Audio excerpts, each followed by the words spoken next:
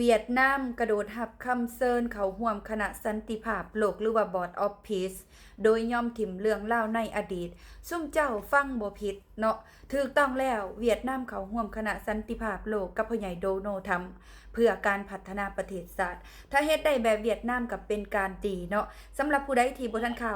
มาฟังนำกันขยายขอบเขตสหรัฐได้ส่งจดหมายเชิญไปยังประเทศต่างๆทั่วโลกราว 60 ประเทศเพื่อให้เข้าร่วมคณะกรรมการดังกล่าวโดยขณะนี้มี 3 ประเทศที่ได้ตอบรับคำเชิญแล้วได้แก่เวียดนามฮังการีและคาซัคสถาน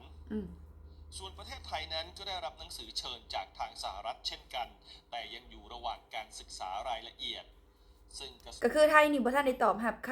ำบ่ทันได้ตอบรับ$1,000,000,000บ่ทันได้โอนเนาะแต่ว่าเวียดนามน่ะเข้าร่วมแล้วเด้อผู้ใดบ่ทันได้บ่ทันข่าวนะ